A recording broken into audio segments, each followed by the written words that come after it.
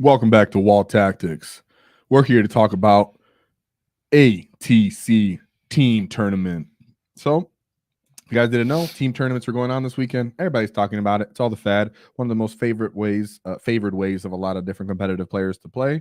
Kind of gets away from all the weird predators and skewed kind of matchups you can have, but at the same time, you get to play skewed armies hoping for those matchups, right? So it's a bit of skill factor played into there. Very cool how that comes into play. What we're gonna do today is, now that we've actually been done with day one, we can actually see people who've been able to win and such. We're going to go over at least 5 lists, maybe a little more if we have time. People are interacting. We're going to see a couple different detachments: Bully Boys, Green Tide, and then typical War Horde. So we get to talk and see how those guys are doing, and just kind of get an understanding of what they're looking for, what matchups they were able to overcome, what things we can keep in mind, as there's a bunch of different new archetypes. So this should be fun. I look forward to just kind of seeing how everybody's going. After this, the whole meta is going to change into everybody's going back to singles instead of practicing for teams. So we should see the tournament, scene kind of pop off again instead of these very low player rates. Hopefully, right? So before we get into that, I would just introduce my friend here. Hello. My boy Kevin from Tundra Tactics. What's up, boy? Enjoying one of my favorite practice partners. Luckily, he kicked my teeth in earlier. So before we get into the lists, let's just introduce our sponsor, Baron of Dice. So Baron of Dice, is literally the only guys that were able to get our logo onto their dice. So I'm super excited for that. So we have dice on the way. I've got my own dice from them. They're very, very lovely. Grot Revolution, which I use for my dread mob. So catch yourself a pair of some. We got a 5% discount in the description because nobody likes taxes, right? So let's get stuck in. Oh, and before that, 5 Wall Tactic gifted membership from ECOP. Whoa. That's what I'm talking about. You get for those raffles and, of course, our paint competition, because that's what Baron and Dice helps us with. So thank you very much, buddy. Let's see what's going on with the wall. So I'm going to start this off with the number 1 performing orc player right now. This is at the 8-man event. Sorry, I should have scrolled it better. This is the 8-player team event. So there's 8-man bracket, and then there's a 5-man bracket. And either way to look at it is the more larger, somewhat more competitive teams are kind of at the 8-man, as you can see. The 8TC, if you will. The 8TC. And then the 5-man teams are just other respectable good teams. So all right. What I have here is the number 1 performing person at the 8-person, which is, of course, my favorite war boss, Brad Chester. So we know already Brad Chester's list to a certain extent. He's been running War Horde the entire time. Therefore, he hasn't had to really change up much. So he goes, Brad Chester. So let's take a look at what his ATC list is looking like and see if it looks similar to his typical singles list, which I think it probably will. So starting off, we have a beast boss on just a speed boss on foot, and then another beast boss with no enhancements. One of those has head wampa skill chopper, which I always find kind of interesting when people do this, because I find my unit to get deleted, right? I usually go on my snaggers. Sometimes they get overwatched, sometimes they don't. By the time they get clapped back, the beast boss usually just kind of dies in a lot of different matchups I have. So I guess if you have the points left over, but this isn't something I would stick for, right? I mean, how often can you rely on 10 boys and a boss with 5 wounds to survive with 6 I feel no pain? Yeah, it's definitely a missile, but it's a really good missile. He's a good missile. I think he really shines in War Horde, right? Because you can kind of fish for more critical 5+ to stains. It makes it so instead of averaging 6 dev wounds, he can average 12 sometimes, and you can really spike, which is a huge difference, because whenever I consider putting this guy in something like a Bully Boys list, I'm like, for 185 points, he's not doing enough dev wounds. Right? But when it was just the index, I've seen these guys kill Be'lakor, even the 4 Feel No Pain, when 2 of them attack it. Oh yeah, wild. Yeah, I when we played, I think I used Soul Grinders with this guy, and then at a GT, and then another event, I went into the Great Unclean one, not the 4 Feel No Pain, but just a Great Unclean one. And he just gets melted. So but I'm just saying he's exceptional in War Horde. I think he's just, even in the hunt, he's kind of cool, but he's just so reliable in War Horde. And I like that he doesn't rely on the wall necessarily. He shines, but he doesn't rely on it. So 2 of them in War Horde, I think that's really good. Boss Snickrot, because everybody loves Snickrot for his scoring potential, his screening potential, late game, all types of things. Didn't make him the Warlord because, of course, you got Gaz Gulthraka, who's crazy in War Horde, right? Crazy. I make sure you don't press that button. Yeah. Crazy in War Horde. Is he worth bringing a lot of Mega Knobs? But being able to give him here we go really helps with covering the distance. Then 2 war bosses, one will follow me, lads. A premium 2 inches, but then you can stack it, so it becomes interesting.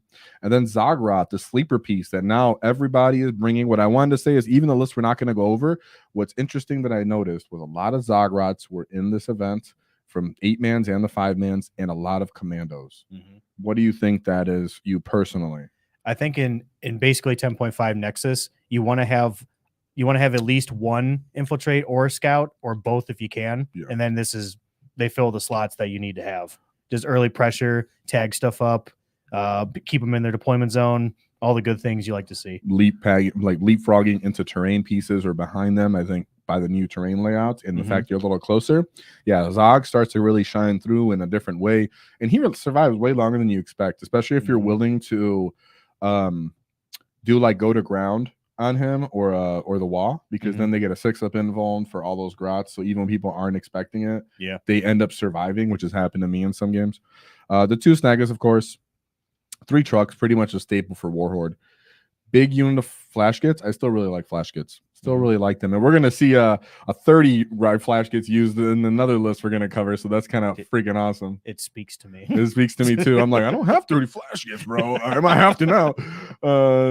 So a unit of Gretchen, I think the full 20, of course, for Zod. 2 10-man units. I think this is great when you really want to screen your home field. A lot of 3-inch deep strikes. Or if you're just going to move it up the table with them, they're cool. 2 Mega Knobs just for that delivery. I've seen more and more people do this for Bodyguard for Mouse. Where you take 1 kill saw and 1 power claw, because it's like, do I really need twin linked when I'm getting sustained and lethal from gas?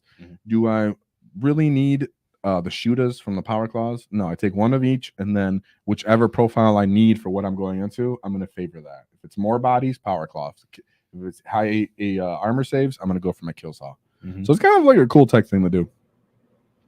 1 big unit of knobs with power claws, of course, and then a 5-man unit of knobs with power claws, followed by 2 storm boys. Boom. That looks like a basic index hammer list. No shade thrown here. The biggest change here is you take 20 grots in Zod, and of course there's no Captain Badrook. Right? That's the biggest change here is for the point difference. Other than that, it's almost identical to what you would take. Oh, and I guess Snickrot wasn't really in the index at all because he didn't have a loan up. Yeah. So I probably just replace Snickrot, or sorry, Badrook for Snickrot, but yeah. And the flash kits themselves are cheaper. So really like that he didn't have to change much. He just had 1 more boss or 2. So that means he had 2. 1 is for that big unit, and then 1 is for that 5-man unit with them. Yeah, what do you call the 10-man? Your scalpel unit? There's my scalpel unit. You know, because they come out and they can really gut out a problematic problem, but then they die usually right after that, right? They run in, unbridled carnage, erase something, and then they're like, you know, so I'm here. Especially if you get guys with lethal on them, it becomes very obnoxious. You put like 50 wounds in the Terminators or Custos, all types of things. I've seen it happen. It's rough. Yeah, it's fantastic. It feels good. What I also notice is there's no vehicle for this 5-man unit. If you really look at it, you have 3 trucks. So 1 would be for the war bosses, 1 for like a snagger unit, another snagger unit. And then what about flash kits? Any other guys? Flash kits might come in from reserve. And then the 5-man unit, I mean, they might even come in from the reserve. I'm not really, I'd like to hear that. So Brad, you're out there, answer that. Unless if he has the follow me lads on the board, put the war boss of follow me lads in the 5-man and then have that start on the board just to run up and be annoying, and then put the 10-man in the truck. We could, or you could just disembark them early, because since you're losing the war boss ability, disembark them early, stage them, someone else leap jumps into there. Yeah, that could be cool. I'm sure Brad knows what he's doing. He definitely does. And luckily on Death and Glory, his actual team right here, you can see he has his channel. Go check him out. And hopefully he covers this in depth, because sometimes he just kind of barely talks about it because the guys on his channel want to talk about Tau. So, you know, he just that's all love for Death and Glory, of course. Speaking of love, what's up, Hobby Goblins Inc? I see you guys are doing great. I seen Mark Perry out there with his cultist, that weird cultist list. Oh yeah, yeah. So what I saw on Mark Perry's list, you have the accursed cultist with the Hellbrute. You can get your lethal sustain 5s if you have. I forgot what mark they were, but if they're probably Slanesh, so you can advance and charge them. You get lethal crit 5s in combat. It's just good. Yeah, it is, and he has triple demon princess, which is That's pretty sick. Yeah, that's some interesting tech. So I didn't look at it too long. I just saw the units in there, but it looks good. You know, we're fans of Mark Perry around here, so of course I just kind of scrolled over his name. So shout out to Hobby Goblins. I'm glad you guys are doing great. Good team representation, and shout out to the thick git Mark Perry. So let's see Brad's 2 matchups. You can see he had a very close round 1. So let's see what gave him a hard time. We have Demons. Oh, and who's the number 1 Demons player that I know? Number 3 now. Oh, number 3 now. The number 3 Demons player is right here. Let's go. You're not number 1 no more, dude. Slacking. Nah, you're playing CSM. That's true. And also, I got to start playing GTs again. Okay. So you can actually talk me through this list because I don't have shit to say compared to you. All right. So I like the Demons change because every Greater Demon gets their own Be'lakor buff for their separate god. So like Bloodthirsters bring in Blood Crushers, Bloodletters, other Bloodthirsters, Scarbrand. It's nice. You can literally Russian nesting doll Greater Demons if you want. So then the Argeth King of Blades. So since they're all Bloodthirster, and then what's this enhancement though? So that enhancement gives you, if you're in the Shadow of Chaos, which now for Greater Demons you always are. So it's +2 strength and +2 attacks. And on the Great Exocorn, you can have it's so much damage. No one's surviving that. Yeah. Keeper of Secrets. So the soul they're pricey. Yeah, well, that's because it has the Soul Stealer on. Okay. So they're $290 normally. So and then the Soul Stealer is $15. So Soul Stealer, what it does, every model you kill on a 4-up, you get a wound back. But if you're in the Shadow, you get it on a 3-up. So every time he kills something, and they have, I believe, 10 attacks total, he can get basically 10 wounds back if he rolls hot. So you're saying if a Beast Snagger boss runs into him and doesn't kill him, which he gets to heal from them? Yes. So I think he forgot to add the shield, which gives him the 5 Feel No Pain. I'm just going to assume he has it because that's the good pick. Yeah. And then Poxbringer, I think he's doing this for the secret mission to put your Warlord in the backfield. So I think that's all he's doing that for. So you can pick him up and then put him later? Yeah. Okay. So just waiting that for a secret mission. Little hoe. And then Shalaxi Hellbane.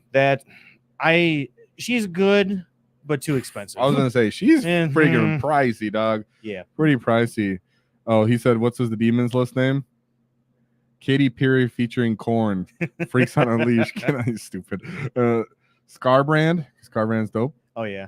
So that's the Russian nesting doll trick you can do. So you can either have, you want to run out the Bloodthirster, and you can use the Advance and Charge strat, and then you bring in Scarbrand within 6 inches of them, so you have double trouble right there. Hey, that's lovely. Yeah, and then you can do the same thing with the Keeper. So run up the Keeper, then Shalaxi's right in your face too.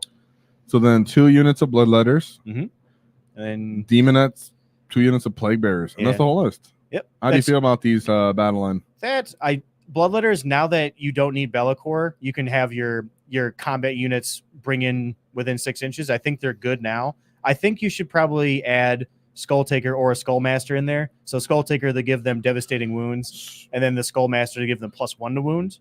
So how would you feel? I know what I would think going into this list with Brad's list, but how would you feel going into Brad's list from what you've seen? From what I've seen, I would definitely I'd steer clear of the beast bosses. Those things will just eat them up because you don't have your 4 Feel No Pain, Glitter and Clean one. You really need to me, I think it really requires you to go off Gaz's wall turn. So if you do front load into them, then you are in danger. But I have a feeling he just didn't front load from the point differential. Yeah, I think what he probably kept Scarbrand and Shalaxi in reserve and maybe a unit of Bloodletters to try and fit as much of that 1,000 points as you can. But I think that's a trap for Demons. You don't want to put against another combat army. You want to have stuff on the board because if you put it on reserve, you can just run forward and then there's nowhere to deep strike or no good way to deep strike. But this is a 1 point different game. 11 to 20 to 9 pretty much. So whatever happened here could have been based off dice rolls or Brad pulling it off in the end. He does have tools to kill this.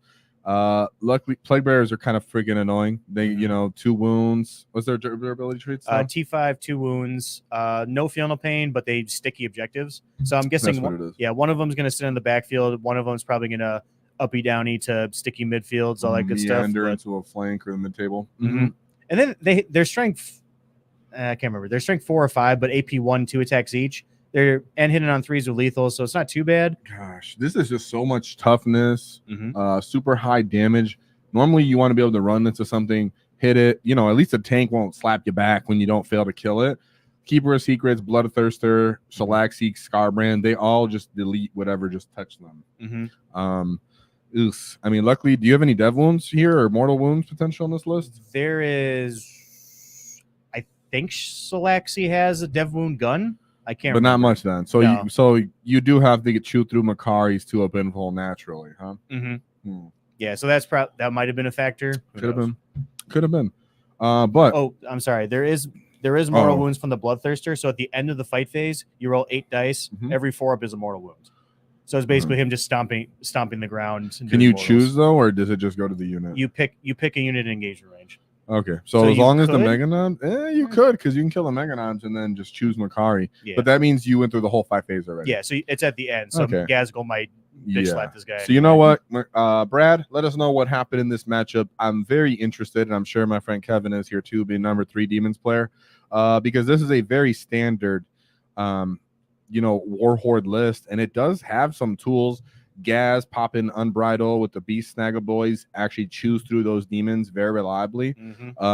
War bosses could hypothetically on the other side, but what's the toughness of those demons? Toughness 10 for the Bloodthirster. 10 for the Bloodthirster and Keeper, and then 10 or 11. Okay, that makes a difference. So you let me know, because why that makes a difference is knobs are only 9 going into 10 on the wall. You know what I'm saying? So wounding on 5 and wounding on 4 is a huge difference here. You would hope that Flash Gits might get lucky with sustained lethal if they pop off into that, since like a 4-up. Oh, it's 11 T11. So this is a brutal matchup. I'm sure Brad's knowledge really came into play here, just because the shenanigans on movement. So shout out to Brad. Let us know. I'm sure the Ork community would love to hear about your list as you go on. But second matchup, he went into Tyranids Invasion Fleet. So the shooty bugs are back on the menu, boys. So we have a Death Leaper, Hive Tyrant as the Warlord. Not on foot. He's on foot. Neuro Tyrant, Old One Eye, and the Swarm Lord. That's acceptable. So So for can you go up? Yeah, we can go through it. Yeah. So the Hive Tyrant gives you the free strat within 6 or 12 inches. The Neuro Tyrant, now that I'm thinking there's zone thropes in here. So that's why I waited to. Normally I wait to see what the combos are, but I did pretty much. That's what he's for, and then he allows them to shoot out of combat because he's a monster or whatever.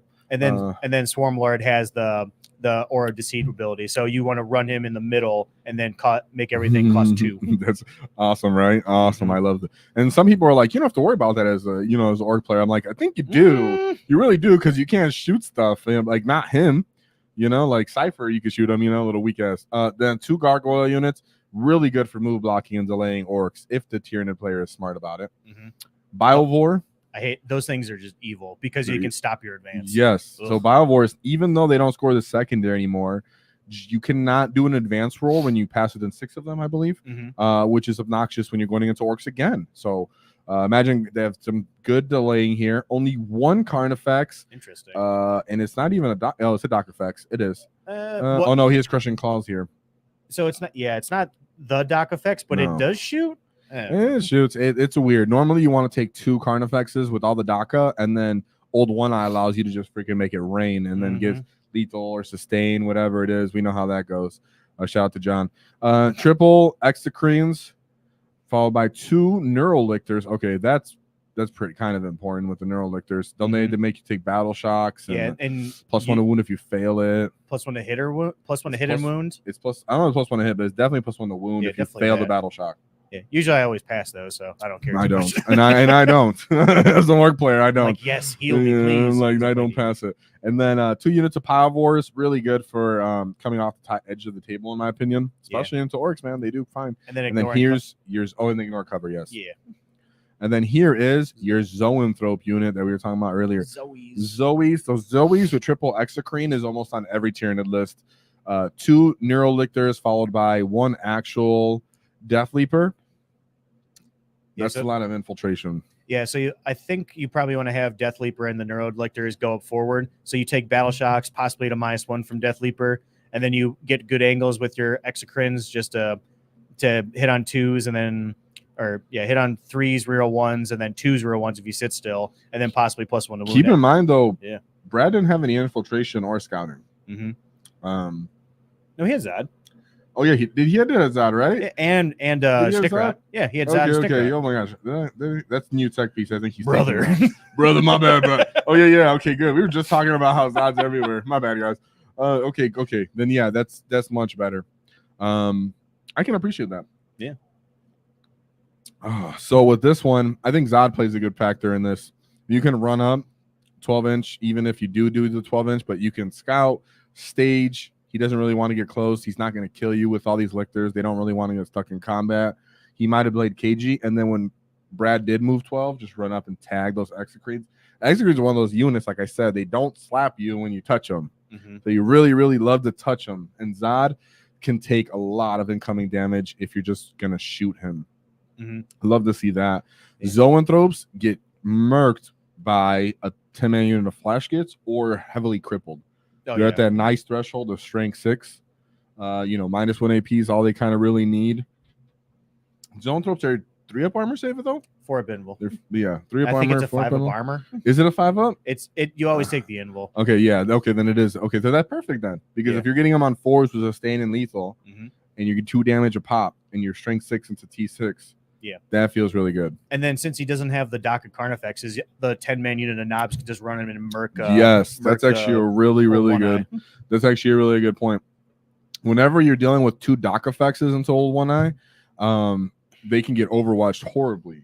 But if you're just half Dock effects, the knobs can run in there and clean out the Carnifexes plus the old One Eye in one shot. I can see why he personally. I can see why he got like an 18 on this one, 17, 18. I don't think it was that high of a score. It was a 15.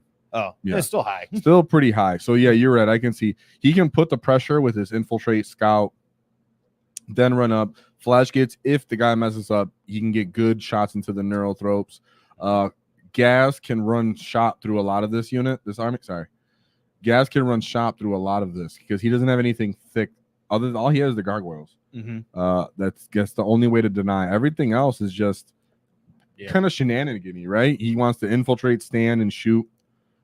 No real bulwarks here. Nothing to really hold you. And even the flash gets overwatching, he'll pick up a gargoyle unit. They could. I mean, they don't reroll, but they could just because of sustain and strength 6, and they're only T3. Yeah. So yeah, dude. He just doesn't have anything to hold the mid table against Brad. And even if he infiltrates, then all his stuff just gets touched and ran over. Yeah. So great job by Brad for that one. I actually really appreciate that. So Brad, hopefully you continue to do good, buddy. Hopefully you let the world know about what your list and how you're feeling about it. Great job. And now we go into my cherry berry. No, I'm just kidding. This list that I'm really feeling right now. Sorry. That 001? No. So is this the? Oh no, this isn't the one, right? Is this the? We're about to find out. Oh, this is the Bully Boys list. So now we're gonna go into my boy Marcus. Here he goes. Yep, our Bully Boy. So this is the second next best performing Orc player. He did lose his first game, but it was a very close game as well. So I thought it was still giving it some nice recognition. He called it Boys 2. So he has Boys a beast. To mans. Yeah, he has a beast boss on foot. Ed Stompa at least makes him a little bit more reliable because he can reroll 1s innately, and then if you're below half strength, then you reroll the wound roll, I believe, for Ed Stompa. So then he can get some reload wounds into there for a little bit more reliability, even though you don't get explosion. Snickrot, 2 war bosses, and then 2 mega knobs, one with a teddy paw. A 20-man unit of beast snagger boys, dude. What? I actually really like that. There better be a hunter rig in here. I'm about to say I want to see, or at least a kill rig, wagon, something. A 10-man unit of boys, 1 truck. There's a battle wagon. A battle wagon for those 20 boys. 1 Gretchen unit. 3. He still brought 3 mega knobs. And you know what? He brought 3 mega knobs. And again, guys, we're seeing this again. People are offsetting the cost of the new increase to the mega knobs by simply bringing 1 without a leader. Yeah, that's it. The strats only work on the mega knobs and knobs anyway. And you're going to get a strat to reroll hits anyways. You still need to feel 5 of Finvol and feel no pain anyways. Yeah, you need more units. I did try Bully Boys recently again. It felt all right, not terrible. It felt like maybe like a 6.5 out of 10 in strength.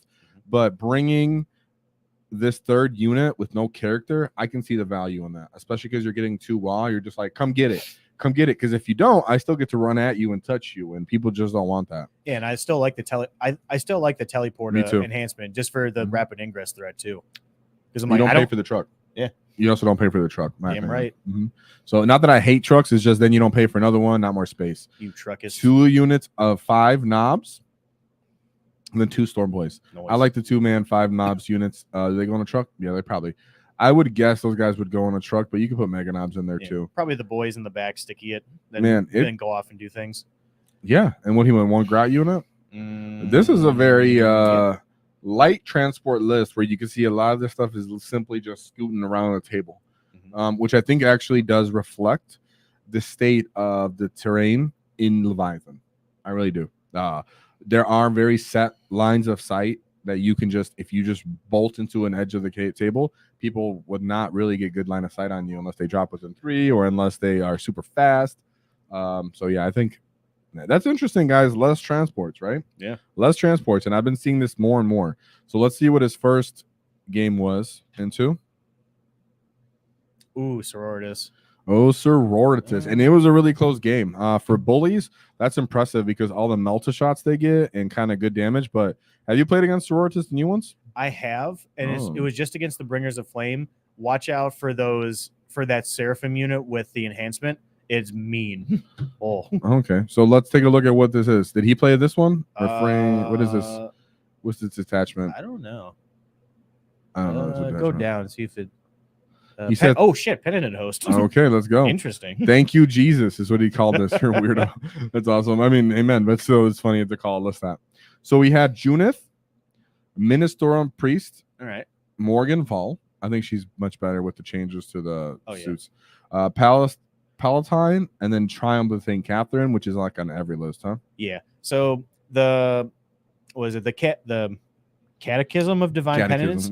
So that lets you join Repentia, and then it gives I think it's lethal hits from what the Palatine does, and then herself actually does a decent amount of damage. Then Morven Vol is probably in the 3 war suits like usual. Yeah, for sure. Let's look real quick. Yeah. 1 battle sister unit. Emulator, sisters, 3 arcoflagellant units. Yeah, the 2 3-mans is decent for running around. They still have their feel no pain. Yeah. And they have a strat for a 4 up feel no pain, I believe. So you can run them out and be like, all right, deal with me. 2 wounds a pop, 4 up feel no pain, and a decent amount of volume punching for 45 points, right? 3 arcoflagellants versus a grout unit. That's not even close, right? Oh, evaporates. Evaporate. 3 mortifiers. Okay. And those are good. I'm surprised he did the flamers, not the heavy bolters. Because usually, the mortifiers have the heavy bolters, the penitent engines have the. I like the flamers. I like the flamers, dude. A lot of MSU, and you don't really want to rely on just missing a lot of cover everywhere. Yeah, you could just be like, I'm just gonna flame you, auto hit you with these. If I have to, I can Overwatch in a worst case scenario into like a really cheap thing that I want that's trying to get away. Try to run or something. I think I like flamers. Flamers. I just like the other ones because the other ones are twin linked, the actual penitent engines. So, Paragon Warsuit, of course, for the Morgan Vol. Yep. 2 Repentia squads, which you love. Love it. You love it. And then 1 Seraphim squad for my boy Blood Moons. Yeah. So that 5-man of Seraphim, that's the one that's probably just going to shoot and scoot. But yeah, I'm really liking the penitent nose. This is the one I actually would play because it just speaks to my corn nature. Why is that? Because this army is meant to just run forward and then hit you with chainsaws. This is what it's made for. And you can go real fast in this. So the issue here is that they can get the initiative on the boys. That's what you're saying. Even into bully boys, they can get the initiative, huh? Oh yeah. So like honestly, you almost want to if you're playing bully boys, you want to WAAAGH turn 1 because they can get you. Yeah. It's almost just to counter punch them, and not. Sometimes I notice with bully boys, you really do. Even now, you're gonna not always. Trust me, not always. But you're gonna WAAAGH turn 1 because so many armies are either gonna pressure you or they're gonna disrespect you and walk into the mid table with their high durability and say, since you didn't WAAAGH, I can tank this and I'm gonna screen you, and then you're just gonna take all the damage if you run into me. And the extra maneuverability from advancing and charging kind of helps offset that if you're running through terrain or you're dealing with Zod.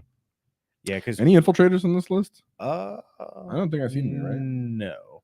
but they go fast. So just actual moving. So you pick the it's kind of like a doctrine ability where you pick one of 3 and once per game you can use it. So there's a +3 to move. So you get out of the rhino, which is 3. You move 3 extra, and then +2 from St. Catherine, and then they move 6 and auto 6 advanced strat. So they're just zooming. Wow. And then you can miracle dice for your charge. So I was like, okay, here I'm going to pick a 6 for the miracle because you always get a 6 from Vol, I think. Or not Vol, Catherine. And like we've seen here, no Zod, no commandos.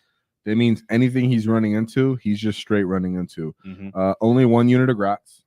There's not much screening here. Everything is of value. And if you can get the initiative on Orks and get something of value, they do still die. Even Mega Knobs, you'll die. So I can see how they ended up losing that one, even though it was a hard, really close game, just because you don't reliably die. He still had 3 units of Mega Knobs. And they can still kind of tank it. Not all these units are great into the invuln and the feel no pain and the armor save. Yeah, the only thing that would hurt the Orks for the Mega Knobs would probably Vol because they hurt. They hurt, and maybe some no Repentia they can slap. They have the volume for it. They do have the volume, and I think Repentia can always kind of slap. Emulators, I don't think they're really that impressive into Orks, but for everything else on the bully list that we see here, such as beast bosses, they're going to melt apart. And it's a 20-man unit, right? Hard to get value in this matchup with the 20-man unit of Beast Snagger Boys. Hard to get value. Yeah, because on that, you literally have to give up something to get something. Yeah, and especially when they can get the initiative on you, like you said. So a hard matchup, but I think he did pretty good. Still the fact that it was a 9-point loss, still really good. So I thought it was just interesting to show that version of Bully Boys. And I think the reason what made it interesting to me, guys, is a lot of people are like, Bully Boys, not going to run it. It's hard. It sucks. Very limited. And you were kind of right. But what we're seeing is people are offsetting that additional cost from Bully Boys by simply not bringing a 3rd character. Not bringing a 3rd enhancement, not bringing a 3rd character. So then he went into Blood Angels for his 2nd game, which was a win, which is your favorite, right? Sons of Sanguinius. So you have Captain, Chaplain, Commander Dante, you were just talking about him, Lamartes, simply 1 priest on jump pack, and the Sanguinor. I don't know about the Sanguinor. Sanguinor's good. He's good, but wouldn't you have more priests? Depending on what he brought. So if he only we'll see what he brings. Let's see what he brings. Assault Intercessors, Impulsor, Rhino, Assault, Jump Pack. Okay, this is funny. We were just talking about this list. Something similar. Death Company with jump packs. So that's in the Rhino. Infiltrators, Scouts. Yep, that's why there's only one. That's why there's only one. Because you're stacking the 4-up invuln with the 5-up feel no pain on that one. The rest of these guys are kind of suicidal missiles. So you put the 10 on foot in the Rhino, and then you have jump pack with Lamartes. So they basically just go together. Because I think for the Death Company rule, as long as they're next to a chaplain, like 6 or 12, they don't care. So what I would say is this is a respectable, archetype of Blood Angels. But when you're Bully Boys, you're fighting on death. You're getting good AP. You're winning a lot of this stuff on 2s. You just have all the bodies and durability / killing potential to trade with these efficiently, and then you have stuff left over. Yeah, because they also can fight on death, but it's basically a cat and mouse game. It's like, okay, who's going to give up first? Let's do it. Yeah. And then I'm not sure what this 20-man unit of Beast Snaggers did into this matchup. They require a lot of commitment, I feel like. That's really all it. Still, though, I've run that 20-man unit of Beast Snagger Boys. It feels like you're really susceptible to Overwatch. And I only found true value in it in a Catan kind of heavy meta when you could just put a bunch of punches into a Catan or 2 and then kill them with you. And that was just in Warhorde. So I'm highly questioning this 20-man unit of Beast Snagger Boys, but it was a different way to play Warhorde. And I mean, no strats. Remember, no strats, dude. You're just kind of hoping that you get a 2 strength 6 attacks. At least you get 2. Yeah, I mean, because the real hits is only against monster vehicles, right? For the beast. Okay. Yeah, there's nothing really to do it here. There's nothing to do. Yeah, there's nothing to do. And I think was he just preparing for monsters? I guess. That'd be kind of like my bait unit in this matchup. Still, great job. Really appreciate that. Different version of Bully Boys, which I think it's always good for us to all know.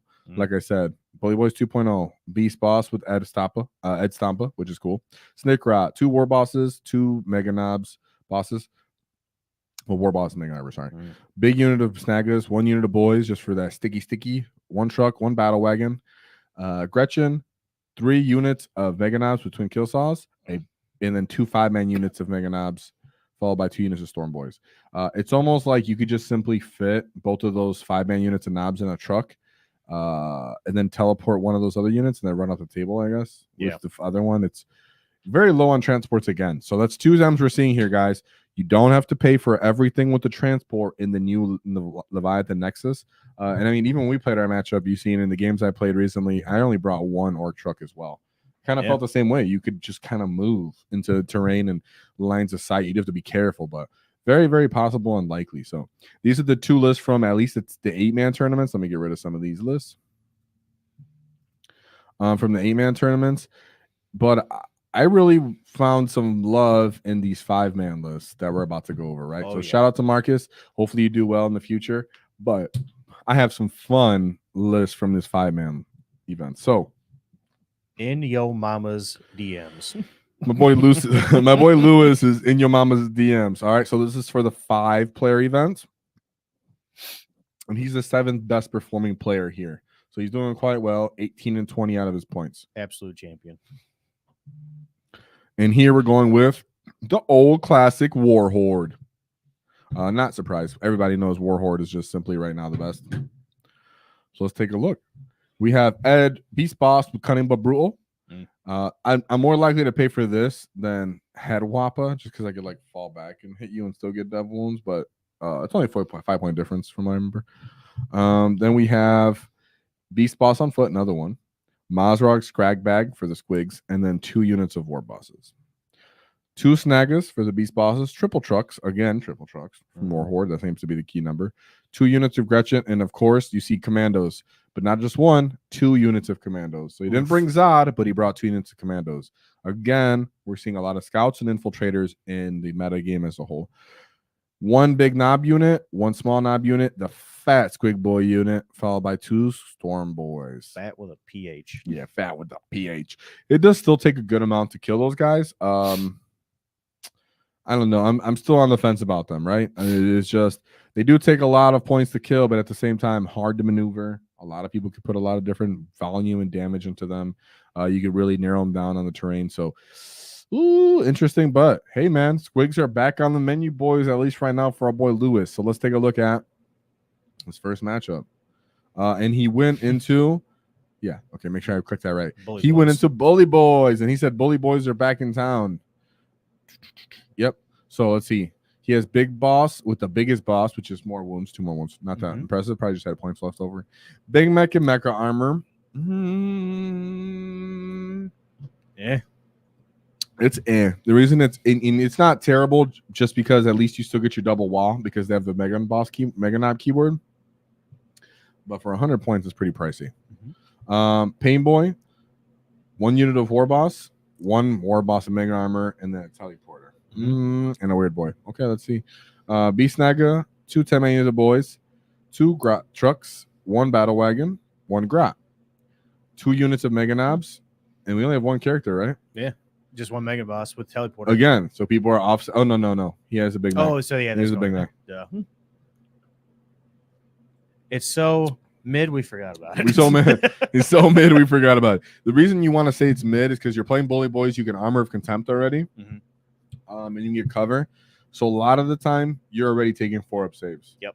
So what's the 4-up invuln really doing? Maybe bringing guys back, but I'd rather just hit hard first. Yeah, I'd rather just hit hard. It's true. Especially because only one of those units didn't do the full hits. 2 units of knobs, 10-man units, and then a Storm Boys unit. This list has, some things I really respect about it. Was there a battle wagon in this? Yeah. Maybe the 10. Do you think in the battle wagon for the knobs, or is there boys for that? I think you can put boys and knobs into one of them. Okay. The boys can get out a little closer, play the mission, attack and screen, and then the knobs can really get stuck in. Overall, all in all, Pain Boy. Hold on, Pain Boy. Yeah, and then there's a regular war boss. So I was wondering where the 20-man is. Interesting. Hold on, let me see. There's no 20-man. Yeah, that's why I was waiting for. It's in the knobs. Oh. So he put A Pain Boy with the knobs, most likely, I'm going to guess. Because with the knobs, you can already reroll hits if you just simply do the strat. Yeah. Yeah. Yeah. So then instead of getting -1 to wound, you're getting a 5-up invuln and a 5-up feel no pain for multiple turns. Okay. That's not bad. And you bring back D3 knobs. Oh shit! It's not just like it's Not the wounds? whole time, just once. No, I'm saying is it not wounds, just models? So you bring back D3 models. That's actually pretty dope. Yeah. So that's one of the sleeper pieces people were talking about on Discord too. Do it. If you're running Bully Boys, which when I do my Bully Boys lift, I'm going to mention this too. That running a Pain Boy might be, if you have 15 points left over, either slightly better or just as good, depending on your archetype, of either a War Boss or a Pain Boy. At least not one of those units, because they're going to reroll hits already. So you're not going to feel bad for hitting on 4s. So I actually really like that. I kind of want to do 30 knobs. 30 knobs. I do have 30 knobs. I've been contemplating. But Lewis did pull this out.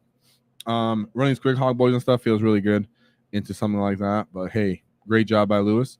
Now let's look at his second matchup. Second matchup, he went into Space Wolves. Your favorite, dude. And they're playing the actual champions of Russ. Oof, absolute Chad. Absolute Chad. They put all these notes in here. It's pretty cool. All these deeds. I'm not going to read all that, dude. Okay. It's completed. You can get sustain. Yeah, so with Champions of Russ, you can pick one of these that isn't Saga of Majesty at the beginning of the battle, which is nice. All right. So usually if you have you're gonna do sustain one. Yeah, you always pick sustain, because if you do the Wolf Jail as well, you're already getting lethal. So now you have lethal sus. Sweet. All these different sagas here. I'm just gonna assume he took sustain. Yeah. Ooh. Bjorn the Fell-Handed. Bjorn is super slept on because he also has the Vect aura, right? And he has a 2-up save, toughness like 8 or 9, 5 of feel no pain. Does he reduce damage by 1 or no? No. But he's still a pain. He's definitely a pain, especially for Orks when there's -1, -2 AP across your whole army. I guess Mega Knobs. Yeah, Mega Knobs. Then Librarian, Phobos, Lieutenant Combi, Lord Grimnar on Storm Rider. Pretty expensive. He's pretty Wolf good, though. Lord on Thunderwolf. Yeah, I think he is. Wolf Lord on Thunderwolf. The Frost Weapon is +1 damage. I don't know what Black Death does.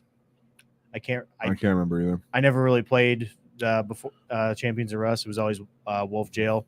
So he has 2 heavy intercessor units. Interesting. For Orks, they're a little bit annoying just because they're T6. Oh yeah. They improve their save by 1 if you're taking damage from 1. And then he halves damage. So that's what Black Death? No, that's Bjorn. Oh, just half. Yeah, that's why I was like, dude, I think he does something. He doesn't. Okay. So I thought does he have both feel he pain has and both. half damage? Yeah, dude, he has both. That's freaking crazy. Gary, teach me the ways. Yeah, dude, that thing's freaking sick. That's David or someone they was letting me know. No one cares what he thinks. Oh no, it's not. But David's been telling me about Bjorn the Fell-Handed the whole time, because we've been talking about how you can Vect with that guy. So I'll take it just for that. Heavy intercessors. Take him just for that. 2 heavy intercessors. What I say is against damage 1, these guys get a built-in improved armor save by 1. Yeah. And they're T6. And also you can probably armor contempt that. So against a bunch of boys, you have a 2-up save and basically 2-up save. Dude, they simply don't die. Yeah. It feels crazy. It's a pain in the ass. It's a pain in the ass big time. Infiltrators, Thunderwolf. Okay. It's Wolfen. So it's kind of like jail, but they don't have the shenanigans, right? Like a reactive move, auto advance 6. They hit harder though. That's the thing. Okay. They hit harder, but I think when you're going into our boys list, which is this is Brad's list? No, this is Lewis's list. Okay. Sorry. This is Lewis's list, which is War Horde. Yeah. Do you want to hit harder or do you want to hit first? And I think when you're going into War Horde and you have commandos, they can kind of block off your wolf jail a bit easier. Because did he even have scouts, dude? They have infiltrators, so they could do that. They simply usually just screen their backfield. Yeah, I'm gonna say if they absolutely want to get the first drop, maybe. That's all I can think of for that. They probably won't. This is so elite, dude. They have a bunch of big Wolfen bricks. And the thing is, when Squig Hog Boys do get off on Thunderwolves, they can get off on Thunderwolves. Oh, yeah. They can get off on They're the proper profile, just really cleaning them up. I'm pretty sure though this was a skill gap here to get 20 up on them. He straight up just deployed better. Yeah. Took away the initiative from that list, and then there was nothing left after that, which is what you like to see. So great job by Lewis doing number 1 out of the 5-player team events for team tournaments. So almost getting perfect score here, right? All these guys, these 3 guys, you could be up to 5th. But now it's my favorite list that I've seen today. Onslaught Gaming. I had Bully Boys. I had to Bully Boys, the Bully Boys. Great player too. I locked him in his. Oh, I think is Onslaught the guy who played into green. So that's probably Lewis that played green. Oh, is that you, Lewis? Is that you, Lewis? Shout out to Lewis. I locked him in his side and slowly grinded down his units. He had jobs and 10 knobs in the wagon. But was he a job? He had 10 knobs and 10 knobs in the wagon. Yeah, and I think War Horde does do that, especially if you're taking up the table. That's pretty dope. Or jailed his wolf jail. Nice. Yeah, or jailed his wolf jail. Oh, so is this him? No, that's Lewis, I think. Lewis? Yeah, so let me see. uh, Now I want to know. Oh God, sorry, bro. the disrespect. Brad Merker. So it was part of the 5-man then. Yeah. Oh, right here. There you go. In your mama's DMs. So is this you, dude? Let me know. So yeah, I think that was him because he went into the Bully Boys here. Mm-hmm. And like we said for his list, let's take a look at Lewis's list real quick. Did he have? Oh, but he had, like we said, he had the double commandos. Mm-hmm. Again, pushing the point. Thanks, buddy. I'm glad you picked up Commando Tech too, because that's what we've been on around here in this channel a lot. Commandos, infiltrators, Zod have been proving their time and time again, and Nexus, very important that you bring infiltrators in that. A lot of people want to alpha strike you. A lot of people want to get up the table early with scouting. A lot of people run through terrain and do establish pressure. Commando stop that, and or Zod stop that. So thank you for honing in on letting us know that, because that's what I thought was kind of your strength here when I seen there was so much Thunderwolves cavalry. So Black Death is dev on monsters and vehicles. All right, okay. Thanks, man. Which you didn't even really have there, right? Not really. He had no monsters or real vehicles. All right, so shout out to Lewis. So I like that. Great job, Lewis. I hope you continue to do well, buddy, and I'm glad you're watching. Oh, picking sustain hits unlocks advance and charge strat as well for those Thunderwolves. Mm-hmm. But you're not advancing and charging if our boy Thunderwolf just locks you with commandos in jail. Love that. Oh, wait, is this my list? Oh, yeah. Yep. And here is my favorite list. He called this Big D Energy. Why is this my favorite list? I think that's the team. Because, even better. What we see is the Dread Mob. He says, guns out, buns out, baby boy. You are a freak. All right, so triple Big Mech with shock attack gun. One of them has gift finder goggles. Beautiful. Yes. 1, 2, 3, 4, 5, 100 grots on this list. Love that. And then, of course, the run herders. 30 flash gets. 30 Ludas. 9 Met guns. And 2 Storm Boys. Talk about a super ridiculously hard skew. Hey, in teams, it works. Hey, in teams, it works, dude. If you know someone just wants to sit there and get shot up, these are too slow, fantastic.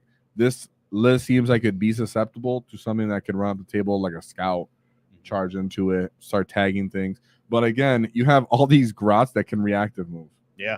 Right? And not all of them at once, but you have the options to choose to reactive move with these fat 20-man units. And because none of this really cares besides maybe the flash gets for the wall. Yeah. The grots could wall defensively if you really, really had to. Yeah, I'd even walk turn 1 in this. I wouldn't care. You don't care. Yeah, you're just like, oh, you're trying to run at me? Wall, you're never going to chew through my bodies. The only thing I wish it had was Zod, because then you can push it up, and then you get that 12-inch reactive move in the WAAAGH. It's so good. It's so good. But where are you going to find the points on this super silly skew? Right? Yeah. Maybe drop like a 5-man Ludas? Or 2-5, maybe 2 5-mans? No, Zod is 80 points. 80? Okay. You'd have to drop 2 Met guns. Yeah. but I don't want to. But I don't want to. The only thing I'm worried about with bubble chuck is you have to roll individually for each gun. Yeah, let me read that. But tell me what you think about 30 flash kits, boy. I love it. Like just it's so much DACA. All the lethal sustained, and then on top of the Ludas, rerolling hits, and the shock attack guns can actually attack big targets. And then if you roll good on the bubble chuckas, it's pretty good. But I'm pretty sure you have to roll each individual. So he thinks you have to roll individual, which he's in, and I'll tell you why we're thinking this. Okay. Before selecting targets for this weapon, roll 1d6 to determine which of its profiles to make attacks with, comparing the results with the number shown on the weapon profile. Thanks for clarifying, Lewis. Onslaught G. Onslaught G is Lewis. Thanks, buddy. But because it's worded the way it is and it's not per unit, and it's per unit that's saying this weapon and such, it can be interpreted, and most people might be playing it this way, that the bubble chucker you have to roll for each weapon. Yeah. So which makes it fucking ridiculous. You just roll. So I mean, you roll first and then pick your targets, but still, I'd rather be like, okay, I know I'm going to do the big gun, dude, the little for guns. sure. It's just a pain. I'd rather just do smashes. Also, if you're a true king, do 9 tractor cannons. Yeah, I like the smashes. And then I was like, hey, Gray Knights, what's up? And they're like, we don't fly. I'm like, oh, fuck, I forgot. You only when you advance. Bitches.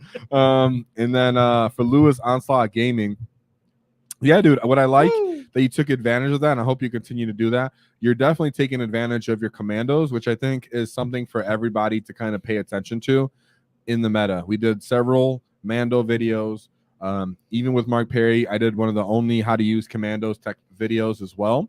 That's on the internet. And it talks about screening with them, spacing them out, stopping alpha charges. So the fact that you're already implementing that, I'm not saying you watched the video. I'm just saying you're taking advantage of what the video shows. So shout out to that.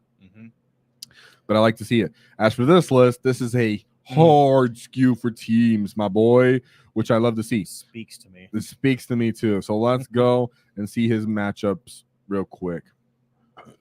So we have for his first matchup, Chaos Knight. Is this all War Dogs? Yep, it's all War Dogs. War Dogs. So the War Dogs, you're just not chewing through those grots when you do choose the 5-up invuln, bro. We have the War Dogs. We have one as a stalker as the Warlord. Brigand. So 6 Brigand, 6 Brigands. Huntsman. 1 Huntsman. Carnivore. 6 carnivores? 6 carnivores. 1, 2, 3, 4, 5, 6. Okay, so 12, 13, 14 dogs? Yeah, that's right. That's a lot of dogs, dude. Like he could, with all those chain cannons, he could kill the grots, but it's a pain in the ass. Dude, it's just not reliable, dude. To kill 100 grots. Yeah, and then you have to chew through the real stuff. And then you have to shoot through the real stuff when it exposes itself. Shock attack gun was probably pretty clutch in most of those situations. I think flash gets because flash gets if you put all of them sustain and lethal, you hypothetically could. And then when I would say turn 2 well in this matchup, just because you do want your flash kits to go run and punch. Not that you're gonna, even though you're winning them on 5s, that's enough to chip them and finish them off with the ridiculous amount of attacks flash kits get, which is 5 attacks per model on the wall. Honestly, I'd also 6.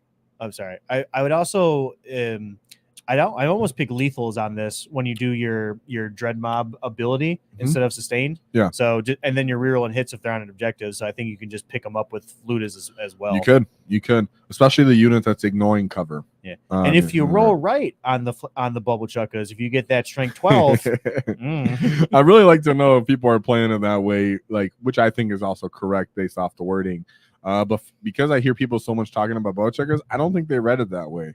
I think so you're trying to nerf us. No, I'm just kidding. He owns a bunch of mech guns, so he wants to do that. Yeah, I think they have the 9th edition rules on the brain because they had that specific thing: roll for the unit and then pick your stuff. Yeah, but now how it's worded, it's slightly different. So please FAQ GW. Please don't enforce that rule, anybody. Hopefully. All right, gifted memberships. 5 wall tactic gifted memberships, but murder mouth blood axes. Whoa, let's go, buddy. He said, "T for the boys. Happy that mans and bully boys live. My Big Mac in mega armor is my star warlord." That's pretty cool. Nice. He wouldn't have been my Star Warlord because I keep taking 4-up saves and then just failing on my field no pains and dying. Yeah, you're right. So he wouldn't have saved me in any of my games that I played. But Warboss and Mega Armor with 3 damage and hitting better has made a difference on hitting on 3s. Yeah. Especially if you're re-rolling hits, I get some good volume there. All right, so then his second matchup for our boy with the Dread Mob. Oh, no. Yeah! He said Big D. You did get Big D on, bro. Sorry, I don't want to be mean to that guy. You did get Big D on. I think you put 18 up on him. Oh, yeah. All right, so tell me about your Be'lakor list. Be'lakor, 2 Bloodmasters, a Bloodthirster, Keeper of Secrets, Red Masters, Bloodthrone, and Scarbrand. Mm-hmm. Honestly, for this one, it's those 100 grots are just screening out the board. Yeah. If he went if Murica went first, yeah, the board is screened. The board screen, and then as soon as you do drop, and it's just like Ludus drop out, blah, blah, blah, blah. Mechans shoot out, blah, blah, blah. It's so silly, dude. Flash gets jump out, blah, blah, blah. Basically. Again, lethal again, dude. It's so funny. There's too many little even if he had all big monsters, he can't chew through all of this. No. Which there's 2 Beast of Nurgle, Screamers, Bloodletter. The only thing, dude, are you gonna kill 100 grounds with 5-up Inval? You're gonna. The thing is, you will kill them eventually, but then you're fully exposed. Yeah, the only even Be'lakor, he ain't doing much on here because they can just get. You want to get close. The only thing that might help you is like Scarbrand with the +1 attacks with the Bloodletters, but still, there's too many bodies. The funny part is with those Bubba Chuckos, even if you don't get the profile you want, picking what button you press for what you want kind of helps offset that shit, right? I mean, so, like if you get the volume version and you choose lethal, it's like, hey, yeah, Yeah. So that's pretty cool. Of course, never forget big shells for bigger gets. Yep. Make the looters go crazy, at least on one of those units. If you want to fully delete each one of these big dudes on turn, like, all right, I am going to kill a Bloodthirster. Oh, I'm going to kill a Keeper. Yeah, because you're definitely killing the Keeper. You're definitely killing Scarbrand. And maybe because they have the 4-up armor save, but with the ignore cover one, just, okay, here, take this many 4-ups, and there's 3 damage each. And then I've killed 3 of your big guys, and you've killed 100 grots. Yeah. Cool. Okay. Because what is that? Like, what is 8 times 5? So math, whatever that is, that's still not even 2 greater demons. And then you have 60 wounds worth of flash kits as well. Yeah. And they're all jumping out doing sustain and lethal into your very susceptible demon 4-up invul bodies. Yeah, because you're ruining all the big guys on 5s. Yes. And then you're sustain lethal on them on 6. You're like, cool, bro. It does chip them horrifically enough. So shout out to my boy Clifton Russell for running the biggest Big D energy skew list that you could find at this event. I want to cover one more list just because he showed life into the green tide. At least once. At least once. At least once, I guess, right? It just shows that when you're doing the teams, especially, and what I want to say, guys, and before I continue, I'll probably summarize this again at the end. What's cool about this, a lot of us and you guys are playing RTTs, are playing smaller events anyways, casual games, league games, running something like a Bully Boys, Green Tide, Dread Mob Skew. These can all very much work. At a GT event, you're likely to run into predatory matchups, very, very meta armies, more likely, so you will end up losing 1, maybe 2 games just outright because of that. But at an RTT league, something, you could miss these weird lists, and then you just take advantage of what our detachments still do very well, even if it's not the best faction as a whole, still as Orks, even if we're hurt. So let's take a look at my boy's Green Tide. So my boy has a Green Tide. He kept it in. I think that's good for teams. Right? Yes. Good for teams. So he has a beast ball. What the heck? What are you doing? He has a beast ball with ferocious show off. That's awesome. Pain Boy, triple war bosses, and then 2 weird boys. Ooh, okay. 1 unit of beast snaggle boys. 1, 2, 3, 4, 5, 6 full units of boys, followed by trucks for the beast snaggle boys. Yep. Gretchen, Storm Boy. Boom. All right. Very, very light on that. I used to really like bringing Bully Boys, and I think most people did in their Green Tide list. Yeah. So this is just a straight skew. There's really not much to show on here. You're really just stat checking people at this point, right? Yeah, I think he got a good matchup round 1. That's why he 20-0'd. But then the second one, I'm thinking he had to jump on a grenade, That's probably what happened. Yeah. Okay. Let's take a look at real quick what he went into. There's not a ton of depth into this list. He has bloodthirsty belligerence, even though they've changed it. I think that's still pretty solid. Yeah. Brutal but cunning and Ferocious Shaw. So he did pay all the enhancements. Let's take a look at his matchup. So first game where he went hard, he went into Blood Angels. Oof. Blood Angels. What it is you're T4, bro. You're T4. All your bodies are T4, and all my guys are strength 4. Yeah. So even if you don't finish off my unit, we're still going hard. So we got Captain, Chaplain, Lamartis, Sanguinary Priest, and Sanguinor. Jetpack, Intercessors, Assault Intercessors, and then normal Intercessors. Yep. Rhino, Assault Intercessors with jump packs, another unit of Assault Intercessors with jump packs. Big unit of Death Company with nothing, and then big unit of Death Company with jump packs. We've seen that twice. Yeah. Again. Land Raider, Redeemer, still bringing his comeback. One unit of Scouts, and then Vanguard Veterans with jump pack. This is one of those things that these units can run in. Remember how the Green Tide works now is you have to be below 10 guys to lose the 5-up invuln. Considering that he doesn't have good combined arms forces on this list, like he's not going to shoot it, dwindle 10 boys, and then like more than 10 boys, and then drop them to a 6 and then punch them. He's going in there when they're mostly still a full unit, still 5-up invuln. And then whatever's left, you got a Knob, a War Boss, for again 8 boys left. They're beating the crap out of you, even if you've already charged them. Yeah, the only thing I can think of is if the Land Raider Redeemer went in and roasted a few, but still, I mean, he 20-0'd the guy, so I guess he probably got the jump. Well, if he went first, he can jump, and that's what I've if you put the Land Raider somewhere, you jump into it, you tag it, and it just stands there, and then you just continue to Green Tide around the rest of the table. So I really like to see that. Again, we've seen Orks overcome Blood Angels. And what I would like to say is it seems like Orks have been regularly kind of overcoming Blood Angels as one of those. Blood Angels are a super strong army, yet we actually predate on them a lot of the time, which is interesting for us. A lot of people predate on us, but we predate on them. So shout out to Jason. Even though you got a 20 and a 6, I like that you're rocking the Green Tide. So we'll probably end with those lists for those guys that we were looking over. So we covered some bully boys. Shout out to Onslaught Gaming for utilizing those commandos. That's really what it came down to. He went into a wolf jail, went into boys, infiltrated on them. We've seen our boy Brad Chester also again bring Zagra Wartsnaga for that reason. This second list from Marcus from the 8-man events, did he have commandos on his list too? I don't remember. I don't think he did. I don't think he didn't. Okay, so he didn't. But as we can see, several people are bringing infiltrator, scouting, and I think that really matters in certain matchups. Of course, for teams, you can try to avoid some of those guys if you don't have the tools.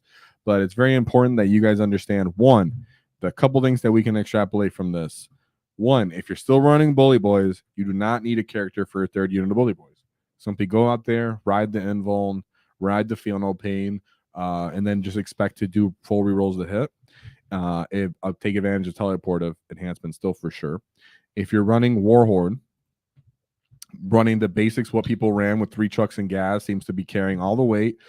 Very similar archetype to what it ran before. Squigs can still work. Squigs are still very thick, which I kind of like that. And of course, Maz losing his keyword of monster means he doesn't get keyworded out anymore as he used to. Green Tide can work in a very skewed matchup. I would say if you're going to an RTT, you can take it. You can attempt. I think you probably will take one loss, though, if I had to guess. There's just so many armies that can have just crazy sustain, lethal, rerolls, +1 to wound, blah, blah, blah. Kill you, run, do a secret mission, kind of different kind of things. Yeah. So I still think that's in play. But we've seen that Orks are pretty healthy in the ATC meta, not exceptional. I would just say not to be negative because I don't want to be negative for you gits, but for the teams of 8-man events, only Brad Chester won both of his games. All right. And Brad Chester's an exceptional player. And then as for even the 5-person events, out of 14 Ork lists, 12 of them lost one of their 2 games. So 12 out of 14 Ork players are 50 right now. Yeah. Which sometimes is a matchup thing. I do think for the teams, I do like the dread mob because you can go into that like just beat face whatever you're gonna fight. Yeah, I thought that was pretty cool. I still think dread mob takes, I don't know, I don't want to say the most skill because Warhorde's still very niche, but I want to say Bully Boys takes a different kind of skill that's different for Orc players because it's a combined arms style. Sometimes, mostly, where you're going to shoot and you're going to try to fight, or you're going to use the wall defensively. That's totally different than running Warhorde or something else where you're like, I want to pressure you, run up and hit you. So even though Dread Mob is still very good, I think it makes Orc players play very differently. And it's going to take Orc players that really care to try Dread Mob to figure it out, move things around. And a lot of the time I've been hearing people, hey, what if I run a buttload of Grots? I keep saying yes, run a lot of Grots and Dread Mob, and maybe run more than we've been attempting, because I've been going for 40, 50. There might really be something on the table to just running a ton and filling up the board with just stuff. Yeah. Especially on that one turn with the 5. I think if you're going to go all the Grots, I do think Zod is good, especially with his 12-inch move and 12-inch reactive move. If you go, let's say if you go first, move 12, your opponent moves, move 12 again, I would just shove that unit right in his face just so he can't move at all. I've been playing with Zon for a while, and that's how I feel about it too. He feels really good. He survives a lot longer than you expected. Getting wounded on 3s is a lot better than getting wounded on 2s. Yeah. As weird as that sounds, it really does. It really does make a difference. So let's take a few questions here at the end. We're going to close it out. Orcs are not looking great at ATC. We have, 3 players that are 2-2, and then most of the other players are either lost games or lost all their games. I mean, it's pretty rough. But as for that, and then we have it seems like Warhorde's still doing fine, but like I said, we've seen a Bully Boys list, we've seen a Green Tide list. We'll see at the end of this what really comes out on top, right? Yeah, because for all we know, the 1-1 list, it could be one of their games they had to jump on the grenade for the rest of the team. Yeah, it could be that. It could be that. What we really wanted to see is what kind of fun, crazy skews are people going to run. What I would also say is there was about 9 Warhorde lists exactly for the 5-man teams event. So Warhorde is definitely very much the most popular, and we're just not seeing like the green, the Dread Mob or the Cult of Speed players really make their way yet. And then we have our boy here. Someone asked in chat, he said, any thoughts on Def Coptas?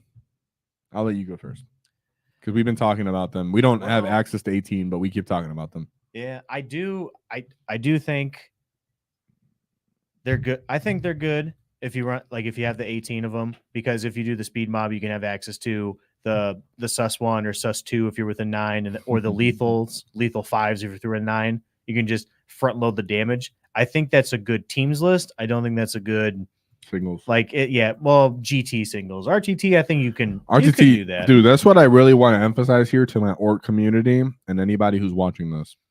For your casual games and RTT games, there's a different threshold and expectation on those kind of events and lists that you can really get away with a lot more things. At a GT, it's just harder because as people are winning and performing well, you're more likely to get matched up into those hard matchups. So just know, not prepping for a GT, bro, just play what you've been playing, tweak it a little bit, and get good at it. You will still find success, especially in Warhorde, but even in the other detachments. So in your casual games, don't get disheartened because you hear everybody say Mega Knobs are dead, or Bully Boys are dead, or Dread Mob sucks because you take hazard to test and you blow yourself up. No, simply it's just not true. At a GT level, are you going to take 1 or 2 losses? Yes. But at an RTT level, guys, you can pull it out. People have pulled out 2s and 1s, 3 and 0s with Stompas at GT level. I mean, RTT level, you could just miss those kind of things. And that very much happens, and it's likely to happen. What are you going to say? No, nothing. Okay. And we actually have 10 WAAAGH the gifted memberships from Morkstar. Whoa, that's a crazy profile picture might get. That's pretty awesome. Very generous of you. I very much appreciate that, man. It means a lot. I thought that was, and it helps everybody. He kind of did look like a Skyrim character, dude. He does look like a Skyrim character. He looks like the basic one from the show like the animated clips. Dude, that was such a good call out, dude. You're the Skyrim character. I love that, dude. Thank you very much. And as for my opinion on Def Coptas, I think for anything outside Cult of Speed, no, thank you. No, thank you. I think they're not bad, right? If you own a 3-man unit and you don't own a bunch of Storm Boys, dude, just go ahead and run them. You know, they're a little harder to get down, but they're definitely way more durable than Storm Boys. They fight almost as good as Storm Boys. I wish they still had -1 AP. I don't know why GW took away the -1 AP. That was kind of rude. Don't rely on their rockets. And what really irks me is how many different armies have access to sustain, lethal, blah, blah, blah, and re-rolls and all these things. But then specifically for Cult of Speed, you cannot stack. You cannot stack sustain and lethal on your Death Copters. Bro, just that would make a difference. It's not even like other people, it was an enhancement in a strat or just a straight enhancement when they get lethal sustain 5s. This one, like, you have to spend, even if they allowed it, you have to spend 2 CP. It's I think it's fine even with just Coptas. Yep. I mean, sure, you're not shooting bullets like the aggressors, but okay, you're probably getting like 50 wounds to that unit anyway. Yep. All right. So here's the secret, right? I have an extra list for you guys that we'll go over quickly. Oh, geez.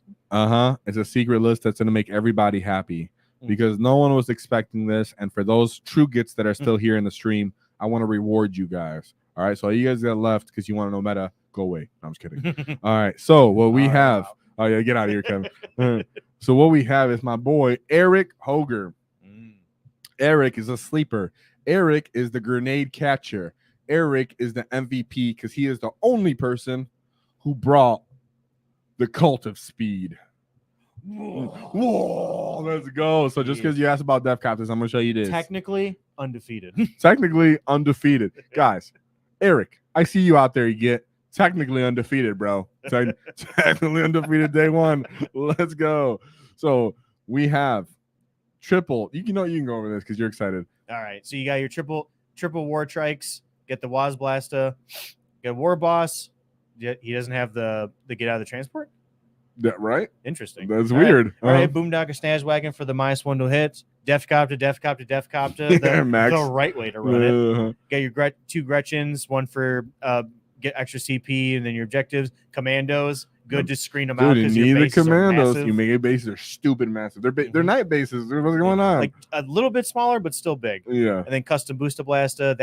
That's the reroll, or sorry, -1 to hit guy. If he hits you at range. Yeah, I mean, you got enough shots to hit at least I think it is. No, yeah, for sure. The difference is the Boomdocker Snaz Wagon is the aura of -1 to hit. And that's shooting and combat. Yes. It's good. And then, okay, so Megatrack Scrapjet, just good damage dealer. Hopefully, nice little trade piece.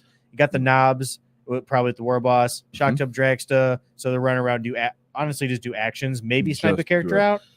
Who knows? If he's T3, maybe, yeah. Yeah, well, isn't it like strength 8 with the thing? It is, but the low amount of wounds just because he's D6 damage. You could, it's just you're hoping. Maybe like a 3 or 4 one character. But yeah. So War Biker, third War Biker. But this is a 3-man unit. Okay, so either way, you probably all attach to the war trikes. Of course. Just big old units run around, do these end up being your freaking get in the way, score, charge something, gunk stuff up. You call a wall, all of these guys are going auto 6. All of them are going auto 6, and then you have the knob. The commandos, like he said, this is a thing where you just need them to create space. Make a hole. Just to make a hole, guys, because one unit of Nurglings ruins your whole day. Yeah. Still kind of sad that the War Boss didn't have the enhancement to get out after the transport moved, but oh well. Yeah, I mean, I guess he just figured out he didn't need it. What I was gonna say is he doesn't have a transport, bro. He does? Oh, I thought he did. Okay. I thought he did. He doesn't have a transport. That's impressive. That's impressive, dude. Right? All right. You just kind of standing in the middle, and then when people move to the middle, you just jump out. Yeah. That's the only way I can think of it using. I mean, like call the WAAAGH turn 2 when everything's going up. You're like, all right, let's go. I guess you're so fast you can also kind of run up the table and take the flanks and come in from reserve. Yeah, you really wanted to. Yeah, or rapid ingress on the flanks. Yeah. Then during the WAAAGH turn. Yes. Do it. Yeah, that's what I'm saying. That's the only other thing. So let's take a look at my boys' matchup for this undefeated Cult of Speed list. No, don't. Hey, no quotations, dude. Undefeated. All right. 1,000 Suns. There you go. That's pretty sick. All right. So let's talk about 10,000 Suns. All right. Armin for the +1 to wound, extra warp dice, Infernal Master, Vortex, super big damage dealer, Unbelific Crystal, Infernal Master to teleport around, Magnus, because Magnus is like auto-include, regular Sorcerer for the can't shoot me out of 18, Forbidden Lore, that's to do the double packs, Rubric, 5-man, 5-man, 5-man, 5-man. So just a bunch of 5-mans, I guess. Zangor is to do Zangor shit and triple Mutalith. Damn. Yeah. All Okay. 2, I think it's highly respectable. Yeah. 3 is I think this is a meme, but I like it. I can respect it. You think it's a meme? Yeah. I think you'll like. I think 2 is fine. 2's fine. 3's a meme. Okay, 3's a meme. Okay. And then Zangor and Light. So those 2 to do actions, and I think the 3 units. 3 Zangor and Lions for that. I like that because it's good tech just to do actions. They are still T4, 2 wounds each with a 5 or 6 invul. I can't remember. Okay. Either way, they're still not bad. Still not bad. Yeah. This is an interesting matchup for Cult of Speed because you're not killing Magnus. No, you're not. Or the Vortex Beast also, because they have the 5 of Binvul, 5 of Feel No Pain, possibly blanket damage and reroll a save. It's a pain in the ass. You don't got much shooting at all, and they could just sit there with their strength 10 minus 3 damage. Yeah, and they possibly dev wound, so even that strat for 4 at Binvul is kind of useless. So your bikers are getting eaten up. Yep. So shout out to my boy here because Eric went undefeated against this list. That's impressive, dude. You're doing a great job for your team here. Your teammate right here is Tyranid guy. You're letting Eric down, bro, because he's stepping on the grenades here. Vincent, what are you doing? He's running into T-Suns on round 1. You better buy this man some beers. You better buy him several beers because my boy's taking all the punches in the face, losing all his teeth to get this tie. So great job to Eric, dude. That's fantastic. As for his second matchup, he went into Blood Angels. Dude, how many Blood Angels? And Orks just Orks just competing with them. They just check them. They just check them. Because I'm really thinking that the people who have the Blood Angels on their list, they're expecting the 20 O's. So even them just bringing it to a draw just screws their whole game. Yeah, dude. It's happened several times, even from singles events where Orc player goes into the Blood Angels and they just beat them. And then the Blood Angels wins almost every other game. So Cult of Speed hanging with Blood Angels. And shout out to Jesse Hart for his 6-month membership, chat. Love that. Woo! We don't get enough of those. I know you guys got them in your you guys got them, you members. You guys got to check if you get free complimentary super chats. Go ahead and throw those at me because I love to. Whoa! And Jesse Hart says, "Love the Cult of Speed. You, sir, are a tried and true speed boss because Cult of Speed's not in a great spot, but our boys right here are doing great with them. So let's go over this real quick and then we'll close it out. So we have a captain with jump pack, Visible of Death, chaplain with jump pack, and the sanguinary priest. Assault Intercessor Squad, Impulsor, Rhino, Assault Intercessors with jump pack, another Assault Intercessors with jump pack, Death Company with jump pack, Sanguinary Guard, a little expensive. Scouts, and then Vanguard Veterans. I would say this looks almost identical to the other list besides this.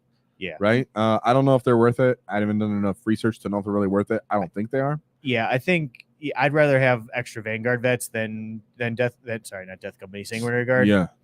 Overall, still a very respectable list. And if you're a Cult of Speed player, you can very much get messed up by this. If I can get one WAAAGH in chat, I'll do a Cult of Speed for an RTT. There you go, dude. Get a wall. Let's get a wall in chat for Kevin's wall of Cult of Speed at this RTT, boy, because we got all the bikers and everything for that. I'll bring proof, too. You'll bring proof. We'll have pictures and everything. All right. So shout out. One last wall for Eric Hoger. And, of course, if we can get another walls in chat for our boy Kevin to get that speed wall going, we'll get it. So, guys, Orks, not to be downer, not to be a hater. Oh, we got to want Carlton Speed, bro. And we got a bunch of walls for you. Oh, yeah. All right, you're taking it. You're taking it. We don't have access to 18 Def Copters, Kevin. But Kevin's your top 100 player right now, right, in the world rankings? World, I think, like 30 or 40 in the U.S. Okay, fantastic. Something so like we're going to have a tried and true Tundra Tactics guy try this Cult of Speed out. If we match up, I will not have any mercy. All right, so we have Orks, I would say not doing, Orks aren't doing great, I would say, at the teams, but we've seen them kind of hold their own. A lot of 9-point games. We've seen our boy Eric go crazy with his Cult of Speed tying twice. There's a play. There's definitely a play here, guys. What I would say is you're seeing more success with people that are using Commandos and or Zod. That's just you understanding how Nexus unfolds and how the most predatory, stronger armies work, which is early game pressure, board control, and positioning so they can shoot, because lines of sight aren't as easy as they used to be. Therefore, you do need to find position to move and shoot. So on your list, if you find yourself getting shot, on your house getting pressured up, go ahead and pick up them infiltrators, them scouts. Get stuck in, lads, because the Orks is just the beginning. The meta chasers are gone. It's time for us to become creative, really full out these detachments, figure them out, get going, and then crump GW for messing up our green tide. All right. So with that being said, Kevin, you have anything else to say? I'm definitely bringing Cult of Speed. Cult of Speed time, boys. So other than that, I will buy 2 more. Def Coptas. 2 more boxes of Def Coptas and the Def Killer War Tricks. Just because of you guys. Yep. Just because you guys. You. But there's always one thing they keep in mind after this: is don't cross a wall, because we not get T-Foul. Whoa!